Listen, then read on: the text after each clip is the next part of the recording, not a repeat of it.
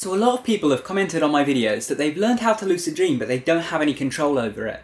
A lot of people even don't believe that you can do things like flying in lucid dreams because they've tried it and it didn't work.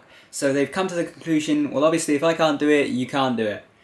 Well, the truth is you can do those things, but it's not as easy as just going into a dream and trying to do them for a lot of people. So I'm going to explain in this video how you can actually go about those kind of things and give you some tips.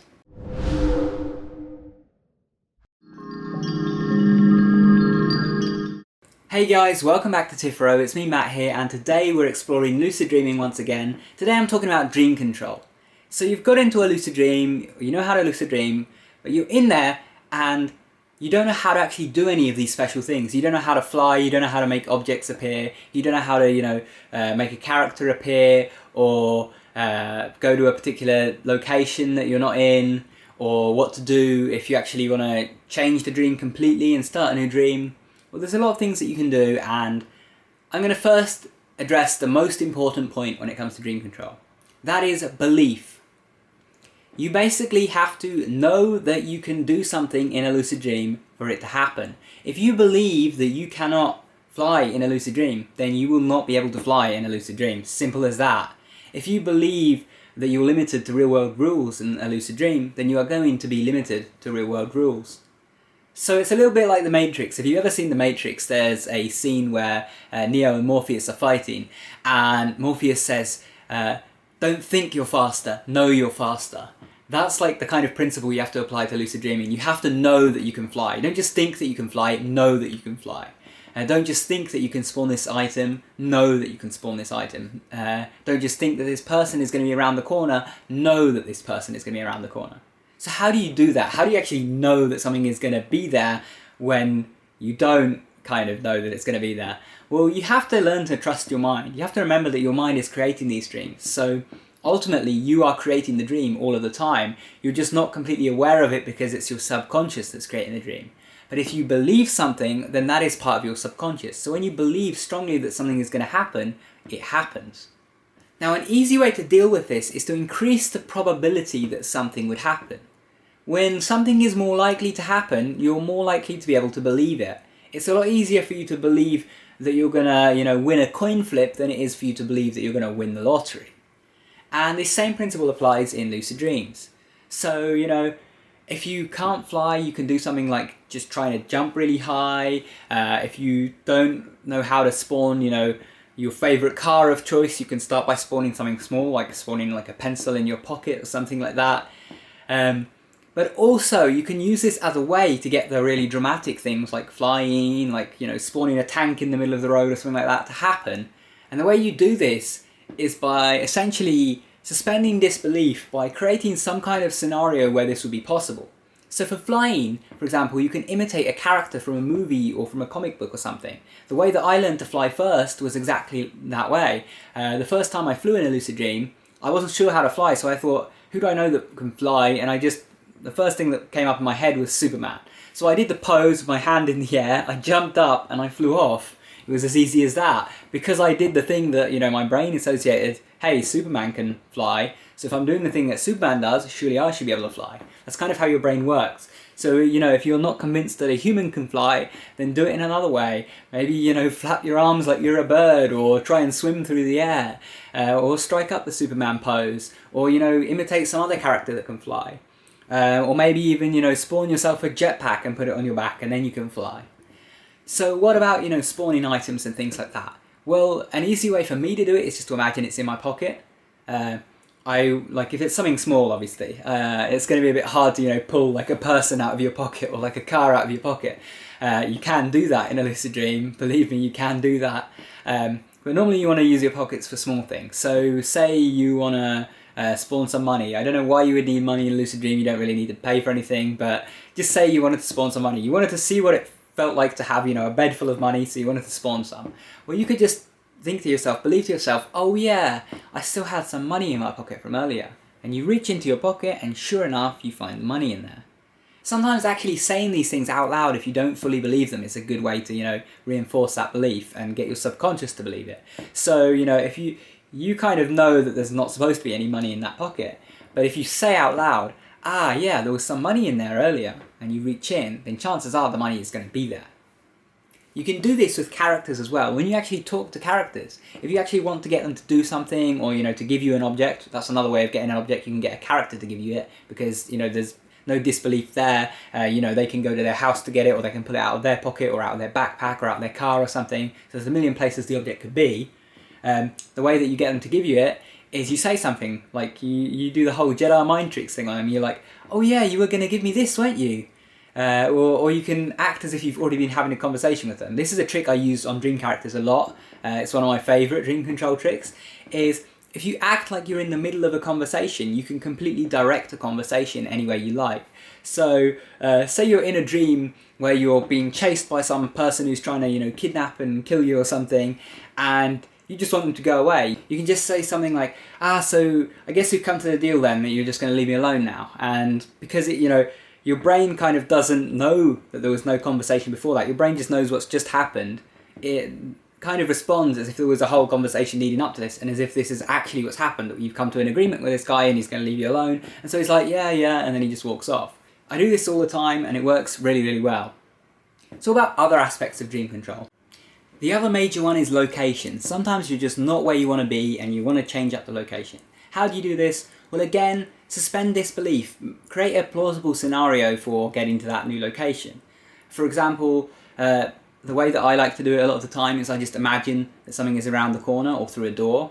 A door is a great way to do it. If you've got like a room in your house, you're in your house and you want to get somewhere else, and there's a room in your house where the door is closed, or you can just close the door if all of them are open, and then you just believe that something else is on the other side, and you can say it aloud once again. You can say, yeah, this is the door that leads me to the beach. And then you open up the door and sure enough, there's the beach. First of all, I do want to say that for all of these things, it doesn't always work. So don't be surprised if you open the door and it's just the same old room that it always was. Try it a few times.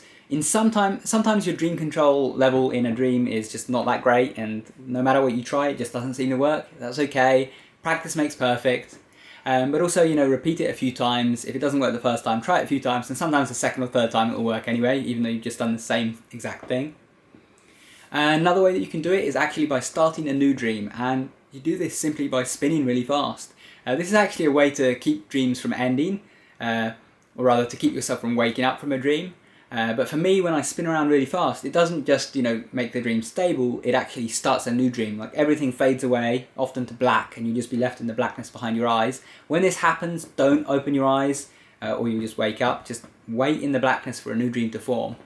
And at some point, you'll be in a new dream, in a new location. So if you just want to be anywhere else and you don't have a particular place in mind, then this is a great way to do it. It's also great if, the door thing doesn't work and you just don't want to keep trying, the door thing all the time. The other way that you can do it, similar to the door thing, is just imagining something is going to be around the corner. So if there's some object in the way of what you want to appear, an object to appear, or a location to appear, or a person to appear, then it's very easy to convince yourself that the object, person, or location is around there. So, if there's a big towering building, you can just believe to yourself that on the other side is the beach that you want to go to, or on the other side is the person you want to see, or on the other side is, the car that you wanted to spawn. Now, another dream control trick that I want to share with you all is verbal commands inside your mind. This is something that I learned a while ago. I heard all these people talking about how you could stabilize a dream by simply saying the word stabilize or stability or something like that. And I remember trying it in a dream because the most frequent problem that I have with lucid dreams is just keeping them stable. A lot of the time, even now, after 8 years of lucid dreaming, I'll have lucid dreams that only last like 2 or 3 minutes. So, that's still a recurring problem for me. And at the time when I was actually looking at all of this, it was like such a problem that I never had long dreams. I just always had short dreams. So at the time when I was reading about this and hearing these people say, say stability in a dream, as crazy and weird as it sounded, I thought, I've got to give it a try. I've got to try anything. So I tried it, I tried saying stability in a dream when the dream was fading away and stuff, and it did nothing. It did nothing whatsoever, and I was really disappointed with that. Well, one day I was having a dream. This is a little bit later on when I figured out how to stabilize dreams anyway, and my dreams were longer and stuff. But I was having this dream, and I can't remember specifically what I was doing, but the dream started to fade. And this time, instead of saying stability, I actually thought it in my head. I thought the word stability, like saying a mantra in my head. I thought the word, and the dream just instantly was crystal clear and stabilised. And so I thought, hey, why don't I try this with something else? So I thought the word fly, and I started flying up off the ground. And then I looked at a location and I thought the word land, and then I landed on that exact spot. So I've actually used this trick a lot, and it's really, really effective for me. It's like just giving a command directly to my subconscious when I do that, and I don't think it's ever actually failed me. I think always when I've actually thought a word in my head in the dream, it's actually responded to it. Sometimes I forget to do this, and this is another issue. One aspect of dream control that's going to be problematic for a lot of you is actually remembering how to do these things. This might sound a bit weird. You know, you've probably got good memory, but the problem is memory doesn't carry over very well from a dream to waking life or reverse. A lot of the time you have this idea of what you're going to do in a lucid dream, you know how you're going to control it, you know how you're going to make it last long and stuff, and you get in the lucid dream and you're kind of like on a lower level of consciousness. You kind of don't have access to all of that memory. You might remember why you came into the lucid dream, but you might forget how to stabilize it when it, you know, becomes unstable. And a lot of this can be fixed just by getting better at dream recall and getting more familiar with lucid dreaming. Then you can more easily bring your consciousness completely over with you when you make the transition. But at the same time, it's still going to be a problem sometimes. So it's good to know different ways of doing things. That really helps, because sometimes you just forget to do things a certain way. Like the thing about actually saying words in my head, that's one that I forget like 75% of the time when I'm in a lucid dream. I forget that that's even possible. And so I normally just go about it different ways when I actually want to get something done. Like I'll, you know, imagine the object is going to be in my pocket, around the corner or whatever, rather than saying the word, you know, spawn this or something like that. Or for flying, I'll do the Superman pose rather than saying the word fly in my head. But, you know, both strategies work. And the other thing, this is my last tip for you guys, use your imagination. Because the thing is, these things that work for me, I didn't get them on any, you know, internet site or anything like that. Okay, the word in the head thing, I heard people saying that you could say the word stability aloud in the dream and it would help, so I kind of got the idea for that from reading about that. But the actual saying it in the head thing and using it for everything else, that was just my idea. I came up with it, I tried it and it worked. The way that I flew in a lucid dream was something that I tried and it worked. The way that I spawn objects was something I tried and it worked. I didn't find out how to do any of this stuff except through my own trial and error. You have to approach lucid dreams like a kid exploring the world for the first time. Try things out, use your imagination, and if you intuitively feel like you could do something in a certain way, like you just have this feeling that if you did this certain thing in this certain way that you would be able to spawn a certain object, then do it, because if you believe that intuitively, that means your subconscious believes that. If your subconscious believes that, then guess what? It's going to work. So anyway, this has been a quick video about dream control. I hope you guys have enjoyed it. If you did, remember to subscribe over there. And if you liked it and you have any comments or thoughts you want to share, leave them down below. And if you want to keep watching, check out the video that's linked on screen. Thanks for watching, guys. Take care.